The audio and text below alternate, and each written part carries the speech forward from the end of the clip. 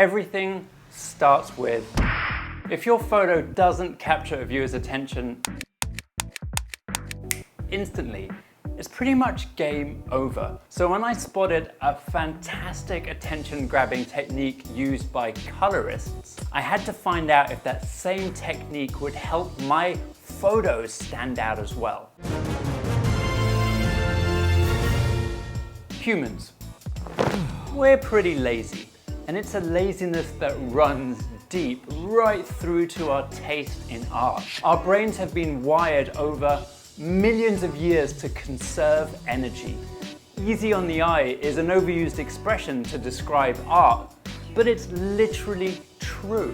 Simple visual scenes minimize our cognitive load, so we develop a preference for them. They grab our attention. This is called simplicity theory, and it explains, among other things, our interest in minimalist art. Here's my problem though. As a narrative photographer, I want my photos to tell stories. And so I often include extra stuff into my compositions. Props, motifs, pretty much anything that adds context to my subject. But how can I create a photo that is both simple to capture a viewer's attention and complex to hold onto it? Well, that's where I hope this comic book technique is going to come in very handy. Take a look at this scene colored by a colorist called Kurt Michael Russell. This entire scene basically uses just two colors, blue and orange, cold and warm. And that tiny color palette is the first step in making this chaotic scene way easier to process. But these two colors weren't chosen at random. They're on opposite, contrasting sides of the color wheel.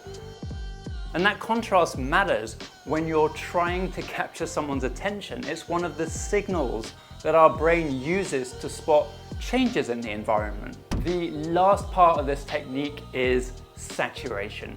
Saturation can help guide a viewer around the scene, but for that to work, most of the scene needs to be desaturated. Just like this foreground, which is pretty much gray. In fact, even this red sky is like 50% desaturated. When saturation is used, like around this character, our eyes are instantly drawn to it. If the entire scene was saturated just like this, our unconscious wouldn't get that same visual cue to look at it. Right, so that's the technique in a nutshell.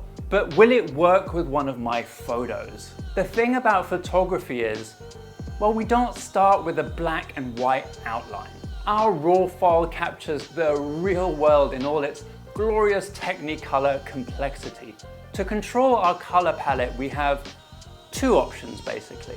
We can take a cue from a photographer like Kate Woodman and focus a lot on pre-production, setting the colors ahead of time. And that's incredibly cool, but pre-production work takes a lot of time, so it's pretty unrealistic for most of us. Instead, I want to focus on post-production, aka the color grade. Here's a photo I made with Juan about 4 years ago, and I think it will benefit from this comic book technique. So let's run through those 3 steps again. Step 1, simplifying the color palette. Starting by separating out the subject from the background. What I want to do is associate a color to each of these, making that figure-ground relationship clear, and that's really essential in making the image easier to process. Step 2, choose contrasting colors. And I'm going to go with green and orange for a couple of reasons. It makes sense contextually, green for jungle, orange for fire. These colors are on opposite sides of the color wheel. They have high contrast, and that's perfect. Step 3, saturate sparingly. I struggled with color theory for years because I didn't really understand saturation. I would just oversaturate everything, so nothing stood out. Your eyes can't decide what to focus on if everything's saturated. Now, I'm not advocating for the opposite, for the Schindler's List technique where everything apart from the subject is converted to monochrome.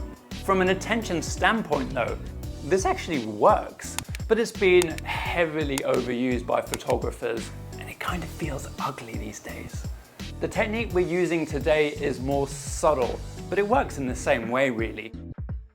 Okay, and I'm just gonna add one more extra step in here and pull things back a little, blending this in with the raw file. And that's because I'm not trying to create graphic art here. I'm just trying to get the attention-grabbing benefits of this technique. So by bringing back some of the original colors, the graphic effect should be less obvious, but hopefully still effective. And here we are, drum roll. The moment of truth. Does this version stand out more than the original grade? Well, science says it will, but I'd love to hear what you guys think.